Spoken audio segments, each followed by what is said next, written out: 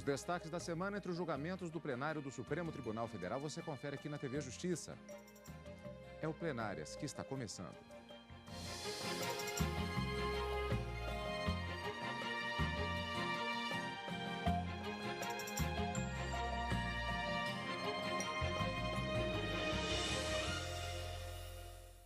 Em destaque hoje as sessões dos dias 22 e 23 de outubro de 2014.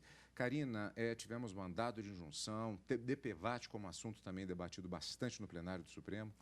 Sem dúvida alguma. Mandado de injunção, embora ele não tenha sido finalizado, uma discussão que acaba sendo sempre vindo ao Supremo Tribunal Federal, que é a aposentadoria especial para servidores públicos. E a discussão aqui era sobre atividades que colocam, de uma certa forma, em risco a vida desses servidores. Esses dois mandados de injunção, eles já tinham iniciado seu julgamento e nessa semana veio com o voto vista do ministro Luiz Roberto Barroso, que acabou abrindo uma divergência, mas o julgamento, como disse, não foi concluído. Esse teria sido talvez o grande destaque da sessão da quarta-feira, da sessão plenária da quarta-feira aqui no Supremo Tribunal Federal. E na quinta-feira, o grande destaque, eu colocaria dois pontos.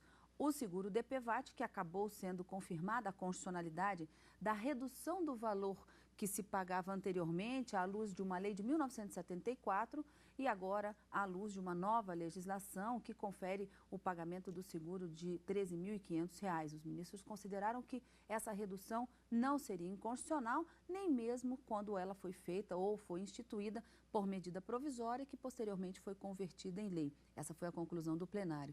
E os ministros também decidiram que não cabe a ação rescisória para desconstituir uma decisão judicial já transitada em julgado, em observância ao princípio da coisa julgada, ainda que a jurisprudência, o entendimento sobre aquela matéria tenha sido alterado aqui no próprio Supremo Tribunal Federal. A União pretendia recuperar créditos do IPI de um determinado contribuinte, propondo a ação rescisória, justamente em razão dessa mudança de jurisprudência. E o Supremo decidiu que, à luz da segurança jurídica e também da cláusula pétrea, que é a coisa julgada, essa ação rescisória ela é cabível apenas em situações excepcionalíssimas e, no caso do recurso extraordinário, acabou negando provimento ao recurso da União. Eu acho que esses foram os destaques da sessão da quinta-feira e, na quarta-feira, a retomada do julgamento ainda não concluído sobre esse direito de aposentadoria especial a servidores públicos. Bom, então vamos fatiar os assuntos como sempre, começando com a sessão da quarta-feira. Os ministros retomaram o julgamento de ações que tratam da aposentadoria especial por oficiais da Justiça Federal e agentes de segurança. E o plenário do Supremo Tribunal Federal também aceitou o recurso extraordinário de uma empresa metalúrgica que questionava uma ação rescisória ajuizada pela União sobre créditos do IPI, como já disse a Karina, imposto sobre produtos industrializados, de insumos adquiridos à alíquota zero. O caso tem repercussão geral reconhecida e deve solucionar cerca de 500 processos semelhantes. No RE, a empresa Metabel Indústria Metalúrgica, com sede no Rio Grande do Sul, alegou que tinha direito a crédito do IPI em produtos isentos, não tributados ou sujeitos à alíquota zero. O julgamento foi retomado com o voto vista da ministra Carmen Lúcia. Ela seguiu o relator, o ministro Marco Aurélio, para considerar que a empresa tem direito ao crédito do IPI, embora a jurisprudência tenha sido alterada depois de 2004. Com esse entendimento, os ministros também, por maioria, consideraram improcedente a ação rescisória da União. Os ministros também retomaram na sessão o julgamento de ações que tratam do direito à aposentadoria especial para oficiais da Justiça Federal. O ministro Luiz Roberto Barroso votou na condição de substituto do ministro aposentado Aires Brito, que tinha pedido vista no início do julgamento. Ele apresentou entendimento diferente dos ministros Ricardo Lewandowski e Carmen Lúcia, que em sessão anterior concederam parcialmente a aposentadoria especial aos oficiais de Justiça Federal, desde que fique comprovado o exercício da função em tempo mínimo previsto na lei complementar que disciplina a aposentadoria especial a policiais. Para o ministro Luiz Barroso, a atividade apenas causa risco eventual e, por isso, negou o mandado de injunção. Acho que onde haja uma atividade inerentemente de risco, existe omissão. Onde a atividade não seja inerentemente de risco, eu acho que não existe omissão. O que, e talvez esta seja a fórmula conciliatória, o que não impede que alguém que exerça individualmente uma atividade inequivocamente de risco postule a aposentadoria especial. Mas aí eu acho que teria que ser uma construção, e aí, ministro Fux, veja talvez uma fórmula conciliatória. Eu acho que só há omissão inconstitucional efetiva onde a atividade seja inerentemente de risco. Porém, eu acho que pode haver situações individuais em atividades que não são inerentemente de risco, em que o agente público esteja em situação de risco contínuo, para usar a expressão utilizada pela eminente advogada da União. Portanto, talvez se possa conceber que não há omissão inconstitucional, mas reconhece-se a qualquer servidor que seja capaz de demonstrar objetivamente estar em situação de risco contínuo, tem que ser contínuo, porque senão o oficial de justiça que passa um mês numa vara criminal vai querer aposentadoria especial. Já o ministro Teori Zavascki considerou que, em parte, o pedido do Sindicato dos Servidores das Justiças Federais do Rio de Janeiro deve ser aceito. O entendimento é que a autoridade administrativa pode avaliar e conceder a aposentadoria especial. Com efeito, instrumento constitucional destinado a obter provimento jurisdicional a respeito da omissão legislativa nas relevantes situações indicadas na Constituição, e, se for o caso, suprir essa omissão, editando ou indicando esse caráter temporário, em caráter temporário e permanente, a norma cabível. Esse é o objetivo.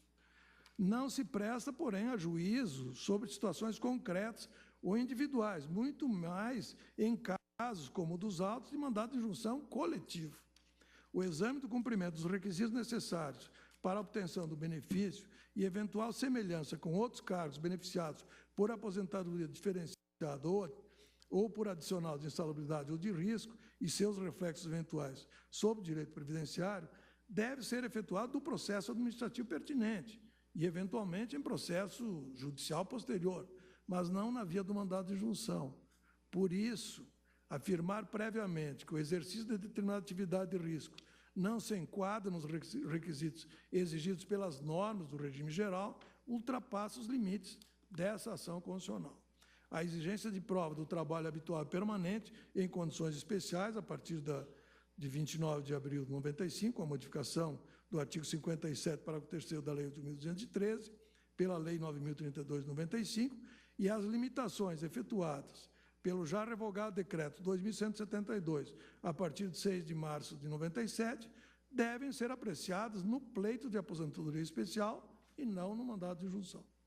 Minha conclusão, portanto, senhor presidente, é pela concessão parcial dessa ordem, para determinar que a autoridade administrativa competente proceda à análise do pedido de aposentadoria especial de servidores públicos representados pela entidade impetrante, com a aplicação subsidiária das normas do regime geral de previdência social nos termos acima referidos, que reproduz, basicamente, aplicando ao caso, o mesmo entendimento da súmula vinculante 33. Não tem diferença do ponto de vista de concepção. E a proposição adicional que eu faço, até para não repetirmos aqui o que aconteceu justamente no passado, é que se confira a essa decisão do mandado de injunção um efeito expansivo, para determinar que a administração pública observe o comando dele emergente em todas as demais situações semelhantes. Esse é o meu voto em resumo. O ministro Gilmar Mendes seguiu a divergência aberta pelo ministro Luiz Roberto Barroso e negou o pedido. O julgamento foi suspenso após o pedido de vista do ministro Luiz Fux. A mesma decisão vale para outro mandado de injunção que trata sobre o mesmo tema e envolve outras categorias, como agentes de segurança. Também na primeira parte da sessão, os ministros julgaram embargos de declaração para saber se havia contradição na decisão da Corte sobre a gratificação de desempenho devida aos funcionários em atividade. Por unanimidade, os embargos foram rejeitados. Pois é, Karina, entre os diversos processos em destaque na semana, na verdade, aquela ação rescisória ela foi julgada, na verdade, na quarta-feira, como nós vimos, né? Eu cometi um pequeno equívoco. Na quarta-feira, o julgamento foi sobre os mandados de injunção e essa aposentadoria especial e a rescisória, que os ministros acabaram entendendo que ela não é cabível. Essa ação rescisória é uma medida excepcionalíssima para tentar reverter uma decisão já transitada em julgado. há no Código de Processo Civil todos os requisitos de forma taxativa em que ela é cabível, já que vai se desconstituir uma decisão que já transitou em julgado, que já fez coisa julgada. E o ministro Marco Aurélio, no julgamento da quarta-feira, disse que para se modificar essa coisa julgada, essa decisão que já não cabe mais recurso, esse é o sentido do trânsito em julgado, a ação rescisória deveria ser recebida com parcimônia de forma excepcionalíssima. E, como eu disse, a União pretendia e ajuizou várias ações rescisórias para tentar desconstituir decisões judiciais já transitadas em julgado diante de uma nova orientação da jurisprudência do Supremo Tribunal Federal. E os ministros, na quarta-feira, e não na quinta, como eu havia falado no início, na quarta-feira entenderam que essas ações rescisórias não são cabíveis em razão dessa cláusula pétrea que é a coisa julgada e também em razão da segurança jurídica. Mas na quinta-feira nós tivemos também outros 2 temas que seriam os destaques da sessão plenária. Como nós falamos, o seguro DPVAT, a redução do valor que foi feito, o ministro Gilmar Mendes, inclusive, disse que, em relação aos direitos sociais, embora sejam cláusulas pétreas também, e há um mito em torno das cláusulas pétreas de que elas seriam imutáveis e que não poderiam ser reduzidos o seu núcleo essencial, na verdade, o ministro Gilmar Mendes ele ponderou isso de uma forma bastante clara. Inclusive, Karina, o ministro Gilmar Mendes ele fala do princípio da máxima efetividade dos direitos fundamentais. Como isso incide nessa discussão? Como eu estava dizendo, ele, de uma forma bastante clara, ele diz que a legislação ela pode, inclusive, restringir direitos, embora a ação do Estado seja sempre no sentido de ampliar esses direitos, levando, inclusive, como fundamentação, esse princípio da máxima efetividade dos direitos fundamentais, mas a legislação ela pode ser restritiva, sim, devendo sempre observar esse chamado núcleo essencial dos direitos, que não podem ser extintos. Daí o entendimento de ser uma cláusula pétrea. Então, para os ministros, o que acabou sendo decidido é que, embora tenha havido a redução do valor do seguro DPVAT pago, a legislação pode fazer isso, embora em razão das circunstâncias atuais, e isso não implicaria de forma alguma uma violação aos direitos sociais, ao princípio da vedação do retrocesso, que foi um dos argumentos trazidos para a declaração de inconstitucionalidade, e nem muito menos uma violação da dignidade da pessoa humana. Então, eu disse que esse seria um primeiro destaque da quinta-feira e também uma outra discussão que não foi finalizada, mas foi iniciada, é sobre o direito de indenização de servidores que teriam realizado um concurso público em 91, mas que apenas teriam sido empossados, tomado posse efetivamente no cargo em 1997 por força de uma decisão judicial. A pergunta é, esses servidores que ficaram esse lapso temporal todinho sem ser nomeados, têm direito à indenização ou não?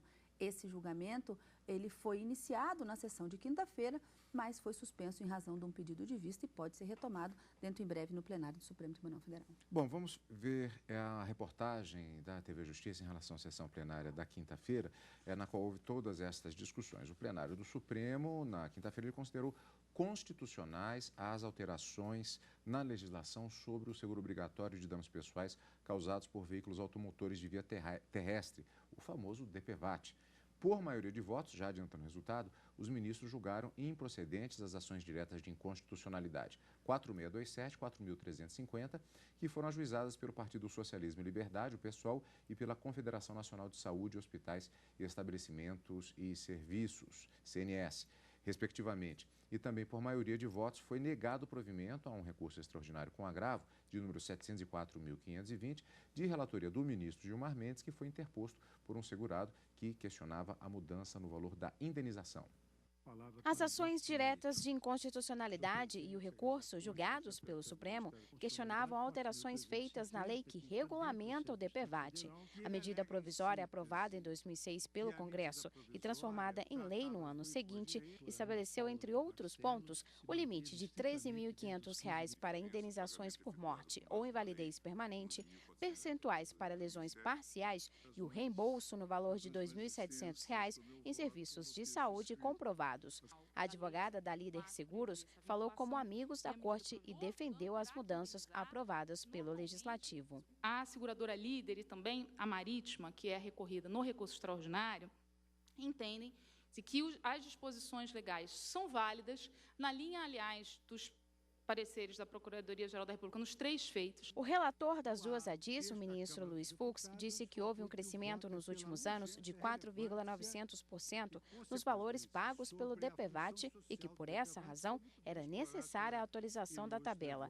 Ele considerou a norma constitucional. Que não afronta o ordenamento jurídico, ao revés, trata-se de preceito que concretiza o princípio da proporcionalidade, permitindo que os valores sejam pagos em razão da gravidade da lesão. Eu trago a lição genérica sobre o aspecto social do contrato do professor Gustavo Tepedino, que pode-se afirmar, diante de tal cenário normativo, que os 3 princípios cardinais do regime contratual, quais sejam a autonomia privada, a força obrigatória e a relatividade obrigacional, embora mantidos pelo sistema, adquirem novos contornos, com o surgimento de 3 novos princípios, quais sejam a cláusula geral de boa-fé objetiva, o equilíbrio econômico da relação obrigacional e a função social do contrato. E aqui eu me permito digredir mais um pouco. Também não se vislumbra qualquer planejamento estatal imposto aos hospitais privados.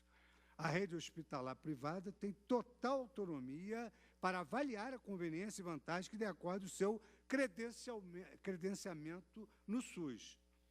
Não se impõe, por outro lado, aos hospitais privados que façam atendimento pelo SUS e que se submetam às regras desse regime público. No entanto, se o hospital pretender ser tido como entidade filantrópica ou pretender elevar o seu número de atendimentos, poderá optar pelo credenciamento, ocasião em que as diretrizes estatais decidirão. E eu também tinha separado, senhor presidente, mas os volumes são muito grandes, digamos assim, dados que confirmam a justeza do que foi afirmado na tribuna. Quer dizer, a prosseguir-se com o sistema antigo, ter-se-ia que majorar o aumento do DPVAT em mais de 1000%. Então, os valores são realmente absurdos. Então, senhor presidente, por esses fundamentos legais e perifericamente interdisciplinares, e firme na ideia de que a nova legislação é plenamente compatível com a moldura do texto constitucional e aperfeiçoa a sistemática do pagamento do seguro DPVAT no Brasil, eu proponho, senhor presidente, meu voto pela improcedência dos pedidos formulados em ambas as ações diretas, corroborada essa proposta de voto pelas manifestações do Ministério Público e da Advocacia da União. O ministro Gilmar Mendes fez a relatoria de um recurso extraordinário com agravo que igualmente questionava as modificações na norma do seguro obrigatório. O ministro também considerou que não houve ilegalidade na edição da lei do DPVAT. Eu digo que, na linha da jurisprudência do tribunal, que cabe destacar que a conversão da medida provisória na lei não prejudica o debate acerca do atendimento dos pressupostos constitucionais necessários à adoção dessa espécie legislativa, como já deixamos assente. Lembro o verbo graça a DIN 3330 da relatoria do ministro Aires Brito, mas haverá outros precedentes. Na espécie é evidente a continuidade normativa entre o ato legislativo provisório e a lei que resulta de sua conversão. Mas eu entendo que, no caso, o argumento não é de ser acolhido. Na linha da orientação assentada pela jurisprudência dessa Corte, a análise dos requisitos constitucionais necessários à adoção de medidas provisórias é, em princípio, de regra, um juízo político a cargo do Poder Executivo e do Congresso Nacional, no qual, salvo nas hipóteses de notório abuso, não deve se excluir o Judiciário. Já o ministro Marco Aurélio discordou dos votos dos colegas. Afirmou que a medida provisória proposta pelo Executivo alterou uma norma em vigor há mais de 30 anos e que caberia ao Legislativo a iniciativa de modificá-la. Nós temos atendido aqui o predicado da urgência para admitir a invasão, ou melhor, para admitir a atuação do Poder Executivo em campo reservado ao Legislativo? A resposta para mim, presidente, é negativa. Não se pode cogitar na espécie, principalmente no que se disciplinou o seguro, valor de seguro, se disciplinou impossibilidade de cessão de seguro, não se pode cogitar do concurso dessa exigência constitucional para que o Executivo, muito embora ficando o ato sujeito a uma condição resolutiva, adentre campo reservado ao legislador. Por maioria, o plenário do Supremo decidiu que as alterações do DPVAT são constitucionais. O recurso teve repercussão geral reconhecida e deve solucionar mais de 770 processos que estão parados nas instâncias inferiores. O seguro cobre casos de morte, invalidez permanente ou despesas com assistência médica e suplementar em casos de lesões de menor gravidade causadas por acidente de trânsito. O recolhimento é anual e obrigatório para todos os proprietários de veículos. Karina, como você já adiantou, isso foi um dos destaques, essencialmente na primeira parte da sessão. Na segunda parte, houve um debate também que ainda não foi encerrado, como você já adiantou, insisto, com relação à questão da posse de pessoa que passou em concurso público, mas ela só tomou posse em função de decisão judicial. Exatamente. E o pedido de indenização referente a esse período em que ela teria tido direito, segundo a argumentação, a ter recebido proventos, pois ela poderia ter tomado posse anteriormente. Essa discussão é bastante interessante e não acabou. O ministro Luiz Roberto Barroso, na sessão de quinta-feira, ele acabou abrindo uma divergência. O tema, ele gira em torno da responsabilidade do Estado. E o ministro Luiz Roberto Barroso entendeu que esses candidatos não teriam direito a essa indenização, porque eles teriam que ter efetivamente, vamos dizer assim, o pagamento de uma remuneração ou dessa indenização teria que ter tido um efetivo exercício do cargo, que não aconteceu. Então, para o ministro Luiz Roberto Barroso, não haveria o direito de indenização. Mas o ministro Marco Aurélio, que já havia votado e é o relator, entendeu que o pagamento da indenização e não remuneração seria devido, sim, em razão desse lapso temporal. Na verdade, eram candidatos a um cargo de auditor fiscal do Tesouro Nacional. O concurso teria sido realizado em 1991 e apenas em 1997 eles teriam tomado posse efetiva no cargo. Então, de 91 a 97, em tese, se eles não tivessem que ter entrado na justiça para obter o direito dessa nomeação, talvez eles já tivessem recebido toda essa remuneração. Então, justamente em razão dessa circunstância em que se busca, em que se pleiteia esse direito de indenização desses anos anteriores, em que eles não puderam trabalhar em razão de não terem sido nomeados. A União, nomeados e empossados. A União rebate esses argumentos, dizendo que não há qualquer responsabilidade do Estado, que não houve arbitrariedade na não nomeação e que tão logo a decisão judicial foi proferida, determinando a nomeação, essa foi feita. Então, não teria havido uma negligência, vamos dizer assim, por parte do Estado ou alguma ação do Estado prejudicial depois dessa decisão judicial. Mas o julgamento, como eu disse, ele não foi finalizado. O ministro Teori Zavascki pediu vista e isso deve ser retomado no plenário do Supremo Tribunal Federal. E é uma decisão que vai acabar respingando em vários outros candidatos em todo o Brasil. Daí a grande preocupação em se firmar uma tese a partir dessa discussão no Supremo Tribunal Federal. Quantos milhares de candidatos nós temos hoje que buscam judicialmente o direito de serem nomeados e empossados em razão de um concurso ou em razão de alguma circunstância em que o Estado não efetivou essa nomeação e posse. Então, o ministro Teori Zavascki preferiu pedir vista para, no momento posterior, trazer e aí haver a conclusão do julgamento. Até porque há dois pontos de vista diferentes, esse do ministro Roberto Barroso e também o ministro Marco Aurélio, que votou exatamente em sentido oposto. Exatamente, o ministro Marco Aurélio, relator, entendendo que há o direito de indenização. O ministro Luiz Roberto Barroso não há o direito de indenização. Inclusive, o ministro Dias Toffoli seguiu também o ministro Luiz Roberto Barroso nessa divergência. Mas vamos aguardar ainda o voto do ministro Teori e a conclusão desse julgamento. Inclusive, além da repercussão geral em relação a esse processo, há uma expectativa, há outros processos que foram julgados na sessão e que tiveram efeitos já imediatos em relação a centenas de processos que estão sobrestados, como se diz, ou seja, na expectativa da decisão do Supremo Tribunal Federal para que haja um encaminhamento específico em relação a estes temas. Há diversos processos que estão sendo julgados todas as semanas com esses efeitos, não só aqueles que têm a repercussão geral reconhecida, como outros em que há temas semelhantes já esperando, há toda uma contabilidade que está sendo feita nesse sentido, e é um acompanhamento que está sendo feito, inclusive, pelo site do Supremo Tribunal Federal, www.stf.jus.br. Karina, semana que vem tem mais. Encontro marcado na quarta e na quinta-feira, ao vivo, no Direto do Plenário, e no final de semana com Plenárias. E por aqui ficamos na edição de hoje do Plenárias. Obrigado pela companhia e continue conosco aqui, na TV Justiça.